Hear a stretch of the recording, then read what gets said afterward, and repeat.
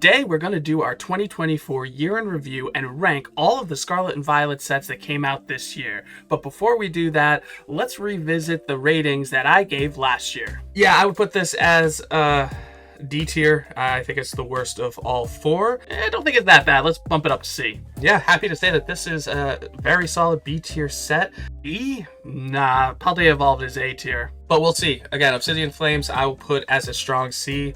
Agree, Pass Gauche, solid C. I think they both fall in C tier. I don't think this is a great set. The first one I'm gonna lower. I really don't like this set. I'm gonna drop it down to D. How wrong will I be this year? There's only one way to find out. Keep watching. Let's don't go. King of the street vibes, gotta go fast, gonna win all night. Oh yeah, yeah. Let's don't go. Hello everyone and welcome to another Less Than Gauche video. If you love Pokemon and openings like this one, consider subscribing to the channel. That's right guys, today we're going to be doing our annual year in review and we're going to rip, rate, and rank Year 2 Scarlet and Violet sets. And guys, this year had a bunch of bangers. All of these sets were phenomenal and are really setting the hobby up for something great in the near future. And by near future, I mean like the next couple of months. We have a huge, massively popular set coming out in January, Prismatic Evolutions. That's going to be a special set. But then we have in 2025 a year that is going to include a bunch of trainer Pokemon cards coming back, and that includes a Team Rocket set, which you know I am super excited for. Let's not waste any more time and get right into the ratings, and we start with Temporal Forces. So the first set that came out in 2024 was Temporal Forces, and it included a bunch more Paradox Pokemon, kind of going off of and expanding upon Paradox Rift, which I really feel is the weakest set in all Scarlet and Violet. But I feel like the Paradox Pokemon here were a lot more interesting and the SIRs were more colorful. You do have the Raging Bolt, which is the highest value card right now at about almost $88. The Iron Crown, which would have been is my chase, not that I have opened too much Temporal Forces, that's clocking in at about a little over $80. But I really do like these legendary Paradox Pokemon, including Walking Wake, Gouging Fire, Iron Leaves. I think that these special arts are really nice. And the Morty's Conviction is a very popular one with the Gengar. But yeah, I am liking these SIRs much more than the previous year sets. The IRs, I see Litten down there is phenomenal. The Cincino, there's some nice one. Let's get into the second page real quick. What else do we have? That Drampa is actually cool. Grotle. So and I've always said this, if you're new to the channel, I feel like every single set, bad or good, the illustration rares are always solid. You're always going to have phenomenal illustration rares, but what really sets things apart are the SIRs, the special illustration rares. And that, to me, will really determine the true value or rating of the set. So Temporal Forces here, I think at the time I actually thought it was the best Scarlet and Violet era set, but over time it's obviously been very much overshadowed by the upcoming sets we will be seeing. So I'm going to say that Temporal Forces is in a mid-B area. I think it's a mid-B tier set. Definitely better than anything that came before it, but worse than anything that came after it. So we have 4 packs from each of these sets to open up. We're going to start again with the first one that dropped in 2024, Temporal Forces. So the SIR that I have pulled from this set is Iron Boulder, 2 of them actually, and the one that I would love is Iron Crown. That would be my chase. Again, a solid set at the time. I actually had a binder ready, was ready to try to master it. It was the best that came out at that moment in time, but again, it was quickly overshadowed by what was to come. Solid sets still. I'd rather see it out of anything from year 1, but I don't think at this point it's anything to go back to in any kind of mass type of opening. It's not the worst to see in a collection, but I don't see too many of us going out of our way to open Temporal Forces, which, hey, that happens, and it's not necessarily a bad thing. Okay, an illustration rare, I will take it. Mel, and oh, double banger with the Iron Crown. All right, well, see now, if we can get that Iron Crown to turn into an SIR, then we'd really be talking. Let's see if we can conjure up any last pack magic for Temporal Crown. Now, we are going to also see who gets the best pulls, too. You know, it's one thing to be ranked a certain way, but how are the pulls going to be? Well, we had a couple of hits here, nothing too crazy, but great start with Temporal Forces. Second set to release in 2024 started off with low hype, but gradually ramped up and quickly became one of the most sought after sets in Scarlet and Violet, and is one of my favorite as well. I think the reason for that is the first Japanese half of this set was Mask of Change, and really all it showed were the Ogre Pawn SIRs that many people didn't think were that great, myself included, kind of glorified full arts. But then once we saw Crimson Haze and a very special card, yeah, my favorite, the Greninja SIR, and a plethora of other beautiful ones, that's where things really took off. And this set, guys, you know me, I love it. I think it's fantastic. I still think that the Ogre Pawn SIRs leave a little something to be desired, but again, that Greninja is my main chase. We're gonna eventually pull it. It doesn't matter how long it takes, but you have that. You have the Perrin and Growlithe, like dual cards that make that picture. Of course, another one of my favorites, Eevee's. Bloodmoon Ursaluna SIR is just beautiful. Chansey, I mean, I can go on and on. Infernape, we'll do a quick look on page 2. This set, to me, is amazing. It's a banger. I love it. I can understand maybe the thought process of, again, the SIRs being majorly the Ogre Pawns, and they may not be that great or everyone's favorite. But again, I think it's an amazing set, and it was the first set that really showed us that we can have a huge value, big time chase outside of an Eevee.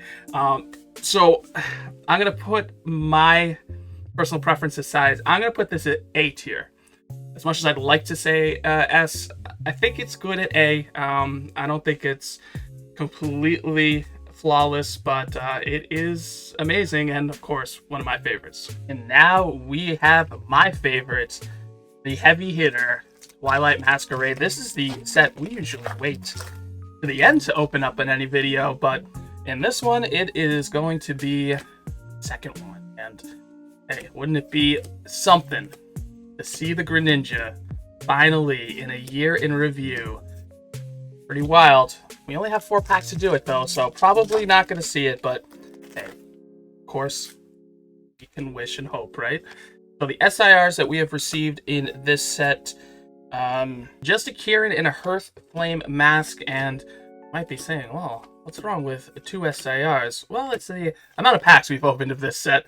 It is quite a bit, so we really haven't sniffed that Greninja yet, but like I said, that is my main, huge, massive chase, and we're gonna get it. I am determined to pull it ourselves. I'm gonna have it. Do we have some here? Nope. No, we don't. I was totally thrown off. Twilight Masquerade, possibly my favorite out of year 2. We're gonna get anything? But that's another thing with this set. Even though I did put it as an A tier, one thing that you could hold back with it, or can hold it back, is the pull rates are brutal.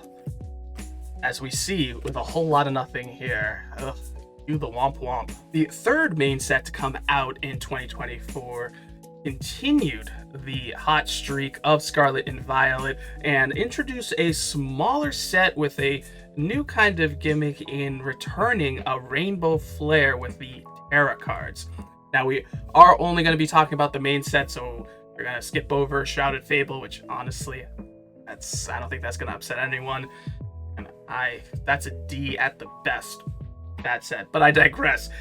Stellar Crown, to me, another huge favorite of mine. and the Terrapagos SIR was one that I knew that I had to have, and I was lucky enough to pull that. I've pulled most of the cards in this set, but they are amazing. I mean, not only do you have that rainbow turtle chase, but you've got some of the best IRs as well in the Squirtle and the Bulbasaur. So one knock you might have with this is, again, because it is such a small set, you're gonna get a lot of duplicates, and there are only 6 total IR or SIRs and only 4 Pokemon IRs. And I will say that out of them, I really care for the Terrapagos and the Cavantula. The Hydrapple's pretty cool. Dachshund doesn't do it for me. And then the Lacey's pretty nice. Briar, again, glorified full art. But aside from that, there's a drop-off, a pretty big drop-off in value. This set is actually, as a whole, booster boxes are still around $100.